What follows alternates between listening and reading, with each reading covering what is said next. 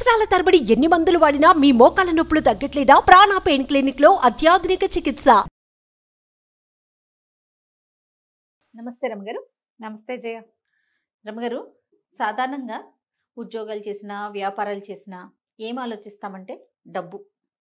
ఎవరు ఏది చేసినా దానికోసమే కదండి. ఫ్యామిలీకి కొంత టైం ఇవ్వలేకపోతున్నాము. పీక్స్లో ఉన్నప్పుడు నిజంగా ఫ్యామిలీకి టైం ఇవ్వలేకపోతాం. లేదు ఫ్యామిలీకి ఇస్తున్నాం అనుకోండి, కెరీర్ మీద అంతగా కాన్సన్ట్రేట్ చేయలేకపోతాం. రెండు బ్యాలెన్స్ చేసుకోవాలంటే చాలా కష్టపడాలి, చాలా ఓర్పు నేర్పు ఉండాలి. ఎక్కడికక్కడ దేనికి దాన్ని సరిపెట్టుకుంటూ సరి చేసుకుంటూ ముందుకెళ్ళాలి. అవునా కాదంటారా? కాకపోతే ఏది ఇంపార్టెంట్ అనేది ఎప్పుడు ఆలోచించుకోవాలి. ఒకప్పుడు ఒక సర్టన్ ఏజ్ ఉంటుంది, 30 to 40 పీక్గా ఉంటుంది ప్రతి ఒక్కరికి కూడా, అమ్మాయిలకైనా అబ్బాయిలకైనా. ఉద్యోగం చేస్తున్నా లేకుంటే వ్యాపారం చేస్తున్నా కష్టపడటానికి ఎక్కువ అవకాశం ఉంటుంది, సంపాదించడానికి ఎక్కువ అవకాశం ఉంటుంది. ఇంకొంచెం కష్టపడితే ఇంకొంచెం పెరిగే అవకాశాలు కూడా ఉంటాయి. అదే టైము మనం పెళ్లి చేసుకునే టైం, అంటే ఫ్యామిలీకి కూడా. దీన్ని బ్యాలెన్స్ చేయాలా, దాన్ని బ్యాలెన్స్ చేయాలా, భలే ఇబ్బంది పడిపోతూ ఉంటారండి కెరీర్లో ముందుకెళ్లే వాళ్ళు. ఒక్కోసారి అది క్లిక్ అవుతుంది, ఒకసారి ఇది క్లిక్ అవుతుంది. అవును అవును, అందరికీ ఒకటే క్లిక్ అవుతుందని అసలు చెప్పలేము మనం. అస్సలు చెప్పలేమండి. చెప్పలేము. Family సపోర్ట్ దాని మీద కావాలి. కాన్సన్ట్రేట్ చేయి అన్నామా ఇది తన్నేస్తుంది. కెరీరే ఇంపార్టెంట్ అంటే చివరికి లేట్ ఏజ్లో పెళ్ళిళ్ళు పిల్లలు అసలు అవి కూడా లేకపోవటం. అప్పుడేమనిపిస్తుంది, కెరీర్ ఉండి ఫ్యామిలీ లైఫ్ లేకపోతే ఉపయోగం ఏంటి అనిపిస్తుంది కదా. ఓ పాత కథ ఉంది దీని మీద. ఇదివరకటి కాలంలో ఇలాంటి కథలు ఉండేవా అని ఆశ్చర్యంగా ఉంటుంది. సరే, కథకి వెళ్లే ముందు మీ ఒపీనియన్ చెప్పండి నాకు. ఎట్లా ప్లాన్ చేసుకోవాలి? బ్యాలెన్స్. నేను చెప్పిందే చెప్తున్నారు రమ్మగారు, మీరు చెప్పండి రమ్మగారు. ఇప్పుడు కాదయ్య, నువ్వు బ్యాలెన్స్ చెప్పి నేను ఏం అక్కర్లేదు అని ఎలా చెప్తాను? నేను కూడా బ్యాలెన్సే కాదు చెప్పాలి. ఇంకేమన్నా టిప్స్ చెప్పండి. టిప్పుకే ఉంది. మనం ఏంటంటే ఒక ప్రైమ్ టైంలో ఇది ఆ పిల్లల్ని కనాల్సిన వయసు, ఇది దాటితే మీకు ఇబ్బంది అని డాక్టర్ చెప్తే కెరీర్ నాపి పిల్లల్ని కనండి. డాక్టర్లు చెప్తారు 30 లోపల ఫస్ట్ కాన్పు ఇవ్వాలి, 40 ఏళ్ళు వచ్చాక రెండో కాన్పు ఓకే, కానీ మొదటి కాన్పు బిఫోర్ 30. అసలు 25కి ముందైతే మరీ మంచిదట జయ. మనం 49 అని అదని ఎంతమంది డాక్టర్లతోటి మాట్లాడుతున్నాం. నేను మాట్లాడాను, మీరు ఎన్నో వీడియోలు చేస్తున్నారు. ప్రతి డాక్టరు చెప్పేది అదే కదా. చదువుకునేటప్పుడు కూడా చాలా మంది డాక్టర్స్, ఇవాళ రేపు నేను కొన్ని కేసులు చూసాను జయ, ఎండి చేస్తున్నారు లేడీస్, లేడీ డాక్టర్లు ఎండి చేస్తూ పెళ్ళయింది, పిల్లని కనేసి పిల్లని అమ్మ చేతులు పెట్టి చదువుకుంటున్నారు. తర్వాత ఇబ్బంది అని తర్వాత ఏజ్ పెరిగితే ఇబ్బంది, అందుకని పిల్లల్ని పెంచుకుంటూ చదువుకుంటున్నారు చాలా మంది. సో అట్లా ప్లాన్ చేసుకోవాలి. మగవాళ్ళు ఇప్పుడు 36 వచ్చాక పెళ్లి చేసుకుంటారంటే అప్పటికి నీకు 30 దాటిపోయిన అమ్మాయే దొరుకుతుంది. చిట్టి పిల్లల్ని నీకెవరు కదా, ఇప్పుడు గోల అదే కదా. 2 ఏళ్లే గ్యాప్ ఉండాలి. అబ్బాయికి 36 అయితే అమ్మాయికి 34 అంటే సంతాన సాఫల్యం ఎంత వెనక్కిపోయినట్టు. అది ఆలోచించాలా వద్దా? పెళ్ళికి ఆలోచించాలిగా. అందుకని 36 కాదు నాయన, 30 లోపలే మగపిల్లలు పెళ్ళిళ్ళు చేసుకునేందుకు ప్లాన్ చేసుకుని, అంతగా అవసరమైతే ఉద్యోగం చేసే అమ్మాయి, మన ఊళ్ళోనే ఉద్యోగం ఉన్న అమ్మాయి, టైం కొంచెం ఫిక్స్డ్ టైమింగ్స్ కాకుండా కొంచెం ఫ్లెక్సిబుల్గా ఉండే ఉద్యోగం ఉన్న అమ్మాయి, అలా చూసుకోవాలి.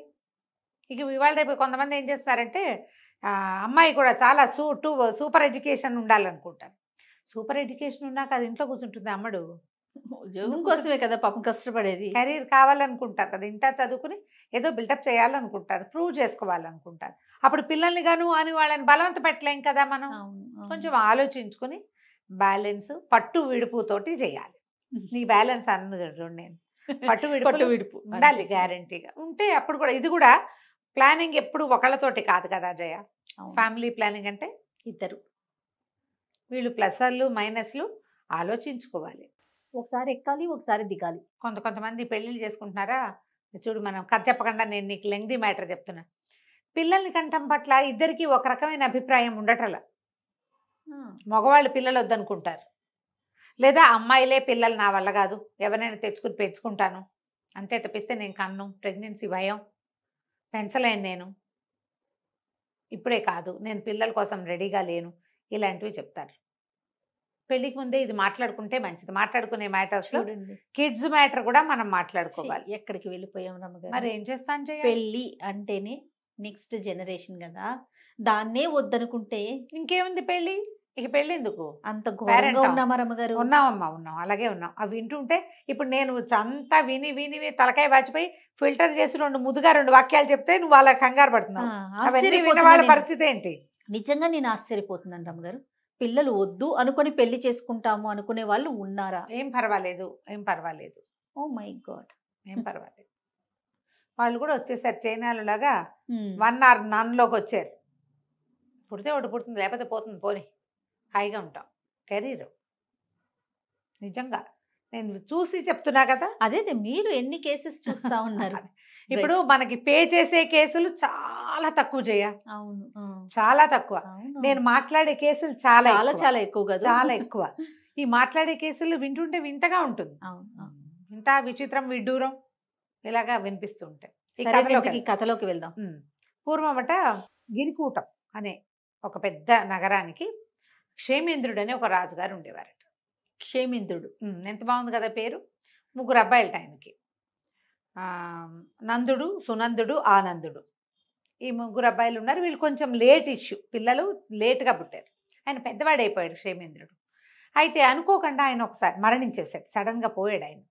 పోయేసరికల్లా పిల్లల్లో ఎవరికి యవరాజ్య పట్టాభిషేకాలు అవి చేయలే. ఉంటామనుకుంటాం కదా జయ, మనం పోతామని ఎవరు అనుకుంటారు? పొరపాటును కూడా అలాంటి ఊహలు రావు. అయితే సైన్యాధిపతి చాలా గట్టివాడు. అతను రాజ్యాన్ని సంభాళించాడు. సంభాళిస్తే కొంతకాలం నడుస్తుంది. 3 అబ్బాయిల్లో పెద్దవాడైన సునందుడిని రాజుని చెయ్యాలి. కానీ అతను అట్లా చేయలే. వీళ్ళ పట్ల చాలా క్రౌర్యంగా వ్యవహరించేవాడు. వీళ్ళ చేతికి రాజ్యం పోనివ్వకుండా ఉండే ధోరణి అతనిలో కనపడడం మొదలుపెట్టింది. వీళ్ళకి అన్నీ కచ్చేసాడు. విసిగిపోయారు వాళ్ళు, పారిపోయారు. ఒకరోజు ఈ రాజ్యం మాది, మేము ఇది చేసుకుందామని క్లెయిమ్ చేయడానికి అక్కడ ఏ ఆసరా వాళ్ళకి లేకపోయింది. 3 పారిపోయారా? 3 కలిసి వెళ్ళిపోయారు. వాళ్ళకి అక్కడ క్లెయిమ్ చేయడానికి వేరే ఆసరా ఏం లేదు. మంత్రులు సైన్యాధిపతి వైపే ఉన్నారు, ప్రజలు సైన్యాధిపతి వైపే, అధికారులందరూ సైన్యాధిపతి చెప్పిన మాటే వింటారు. మీకు తెలియదు అంటారు వీళ్ళని. ఇది మాది వీళ్ళని అని వీళ్ళన్నా, వీళ్ళని రాజు చేయమని రాజులను చెయ్యి, ఈ పిల్లాడిని రాజుని చెయ్యి, మిగిలిన వాళ్ళిద్దరిని యువరాజులను చెయ్యి అని చెప్పగలిగే సత్తా ఉన్నవాడు ఎవడు లేరు అక్కడ. అందరినీ ఆయన గట్టిగా బిగిచ్చేశాడు సైన్యాధిపతి. ఇక అతని చేతిలోకి వెళ్ళిపోయింది. ఇంకేం చేస్తారు?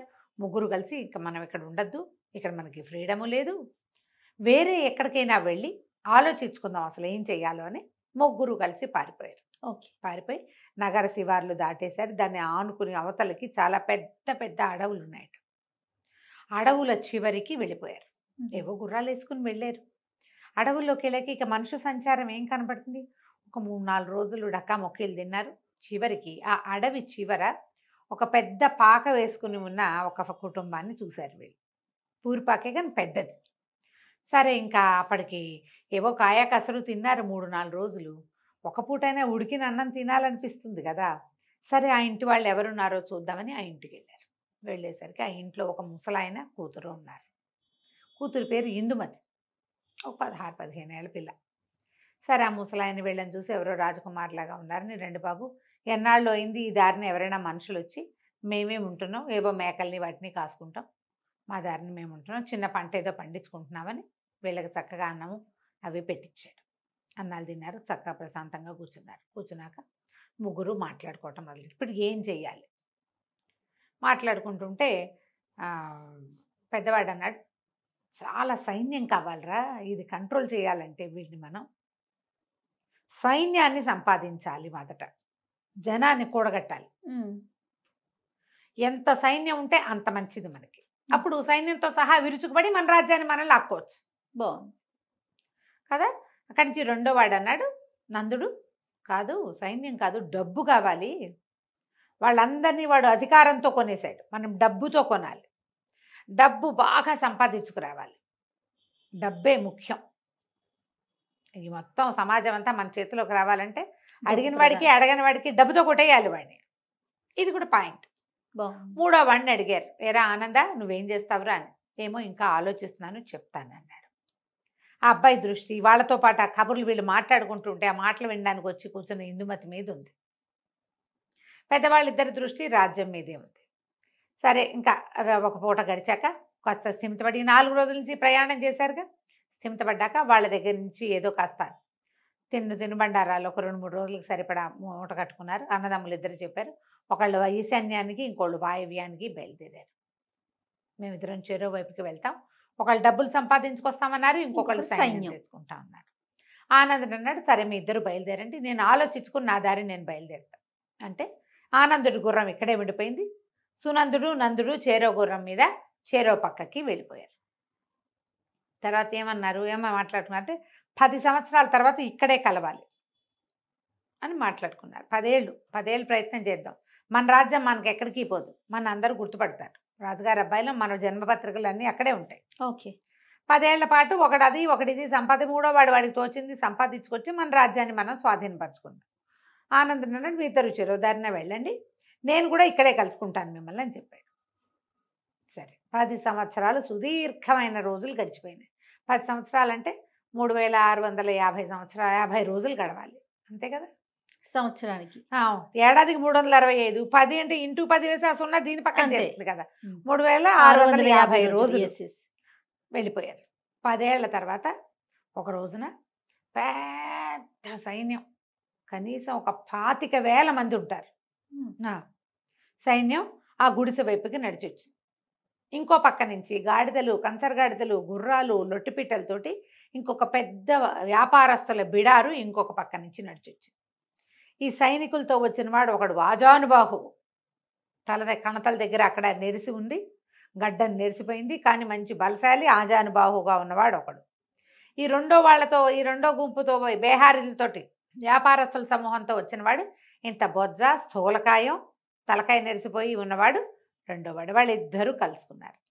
ఒరే నందా సునందా అని మాట్లాడుకున్నారు. ఆనందుడు ఏమయ్యాడో అంటే వాళ్ళు ఒక గుడిసె ముందు ఆగారు కదా, ఆ గుడిసె ఇది వరకు చిన్న గుడిసెగా ఉండేది, ఇప్పుడు చుట్టూతా ఇంకా 3-4 శాలలు లాంటివి వెలిసినాయి, చుట్టూతా తోట వచ్చింది, ఇద్దరు అంతంత పిల్లలు అక్కడ ఆడుకుంటున్నారు. ఇందుమతి ఇదివరకు వాళ్ళు చూశారు కదా, ఆ అమ్మాయి ఒక చంకలో ఉన్న పిల్లవాడితోటి గుమ్మం దగ్గర నిలబడింది. వీళ్ళు ఏదో డెవలప్ అయ్యారనుకున్నారు. ఆ ఇంటి వెనక నుంచి ఆనందుడు నడిచొచ్చాడు ముందుకి. ఆశ్చర్యపోయారు వాళ్ళు. ఏమిట్రా నువ్వు ఇక్కడే ఉన్నావా, ఇదే నువ్వేం చేసావు అని మాట్లాడుకున్నాక పెద్దవాడు ఏం చెప్పాడంటే 25,000 మంది సైన్యాన్ని కూర్చుకొచ్చాను నేను, మనం ఉత్తరాలు రాస్తే 5వ రోజుకి ఇంకో 25,000 మంది సిద్ధంగా ఉంటారు, ఈ సైన్యం అంతా మంది, దీంతో విరుచుకు పడిపోవటమే వాడి మీద అనగానే రెండో వాడు చెప్పాడు 25 లక్షల దినారాలు కూడబెట్టాను నేను. చాలా పెద్ద సొమ్ము కదా 25 లక్షలు. మరి మొత్తం వీటి మీద ఉన్న సరుకంతా మందే, మన వ్యాపారం నడుస్తూనే ఉంది. ఇవాళ మన దగ్గర 25 లక్షలు ఉంది, ఊరు మీద 2-3 కోట్లు ఉన్నాయి వ్యాపారంలో. ఎంత డబ్బు కావాలంటే అంత డబ్బు ఉత్తరం రాస్తే వచ్చేస్తుంది 10వ రోజు కల్లా. నీ సైన్యాన్ని కూడా ఈ డబ్బులతోటి కొనేయగలను నేను అన్నాడు. పదండి విరుచుకు పడదామన్నారు. ఆనందుడు ఏం చేశాడు, అక్కడే ఉండి ఇందుమతిని పెళ్లి చేసుకుని 3 పిల్లల్ని కన్నాడు. ఆ తోట దొడ్డి అది విశాలంగా చేసుకున్నాడు, అడవంతా స్వాధీనంలో ఉంది. అప్పుడు ఆనందుడు ఏం చెప్పాడంటే, అంత కంగారు ఏం లేదు, మీరిద్దరూ వెళ్ళిపోయినటువంటి 3-4 సంవత్సరాలకి గిరిపురం అది ఉంది కదా, అక్కడి నుంచి మనకు ఉత్తరం వచ్చింది, సైన్యాధిపతి మరణించాడని, రాజ్యం అరాచకంగా ఉందని, వచ్చి స్వాధీనపరచుకోమని రాశారు. రాస్తే నేను మళ్ళీ ఉత్తరం పంపించాను, మధ్యలో వెళ్ళి చూసొస్తున్నాను, నా భార్య పిల్లలు ఇక్కడే ఉన్నారు, మీకోసం నేను ఇక్కడ ఉన్నాను, మీరు వచ్చాక 3 వెళ్తే 3 పనులు సంభాళించుకోవచ్చు. పెద్దవాడు రాజు అవుతాడు, రెండోవాడు సైన్యాధిపతి అవుతాడు, మూడోవాడు మంత్రి అవుతాడు అని చెప్పాడు. పెద్దవాళ్ళిద్దరు మొహమొహాలు చూసుకున్నారు. చేయవలసిన పని చేశాడు కదా వీడు, వాడికి అందరికంటే చిన్నవాడైనా చక్కగా భార్య, ఇద్దరు ఇంతంత చేతికొచ్చిన మగపిల్లలు, ఓ చంటి పిల్ల, 3 సంతానం, యువరాజు కావడానికి రెడీగా ఉన్న పిల్లవాడు ఉన్నాడు వాళ్ళ ఇంట్లో. ఈ పెద్దవాళ్ళు ఇద్దరు, వీడికంటే 5-4 ఏళ్ళు పెద్దవాళ్ళు, తలకాయలు నేర్చిపోయినాయి, గడ్డాలు నేర్చిపోయినాయి, స్థూలకాయాలు వచ్చినాయి, ఇప్పుడు వివాహాలు లేవు, ఇక కావు. చేయవలసిన పని ఏమిటి మొదట, అది వాడు చేసేసాడు. సరే ఏమనుకున్నారు, ఇంకేముంది మనం రాజ్యం చూసుకుని ఆనందుడు కొడుకుని రాజుని చేసుకుందాం, మెల్లిగా కొంచెం పెద్దవాడిని చేసుకుని అనుకుని ఆనందుడిని కుటుంబంతో సహా తీసుకుపోయి వాళ్ళ సొంత ఊరుకు వెళ్ళి రాజ్యాన్ని స్వాధీనం చేసుకున్నారు. ఇప్పుడు సంపాదన, సైన్య సమీకరణ, సంసారమా, కరెక్ట్ ఏజ్లో చేయవలసింది వీళ్ళిద్దరూ, ఇవి 2 చేసేసారు. అవును, ఇది ఎప్పుడు చేస్తారు, ఇక దానికి టైం లేదుగా, దానికంటూ ఒక టైం ఉంది మరి. టైం ఉంది. ప్రధానంగా ఏంటంటే సంపాదనకి ఎల్లలు లేవు. 70 ఏళ్ళు వచ్చా కూడా సంపాదన ఉంటుంది. ఎస్. కానీ సంసారానికి వయసు కావాలి. కావాలి కదా, ఆడకైనా మొక్కైనా. ఇది ఖచ్చితంగా. ఆలోచించుకుని మనం ఈ కథల్ని మన జీవితాలకి అప్లై చేసుకోవాలి. అబ్బా, ఎంత మంచి కథ చెప్పారు అమ్మగారు. సూపర్ అండి, నిజంగా నిజంగా పాత చాలా కథ బాగుంది. కదా. ఇప్పుడు మనం Excellent. మనం చేస్తున్న రకరకాల వ్యవహారాలకి దాన్ని అటాచ్ చేసుకోవాలి. సెటిల్ అవ్వాలి, ఇల్లు కొనాలి, కారు కొనాలి, అదేదో కావాలి. ఆ తర్వాత కంటానంటే ఆ తర్వాత ఎస్ కౌంట్ ఉండదు, ఆడవాళ్ళకి అవకాశం ఉండదు. ఇంకేం చేస్తావు నువ్వు? ఇల్లు వాకిలి చూసుకుంటూ ఉంటావు అంతే. అంతే. కథ సూపర్ రమ్మగారు. పెళ్లి చేసుకోము అనే వారందరికీ ఈ ఇదే కథని చెప్పాలి. షేర్ చేయాలన్నమాట. రైట్ అండి, నమస్తే. నమస్తే. సుమన్ టీవీలో మీ పర్సనల్ అండ్ బిజినెస్ ప్రమోషన్స్ కోసం కింది నెంబర్కి కాంటాక్ట్ చేయండి.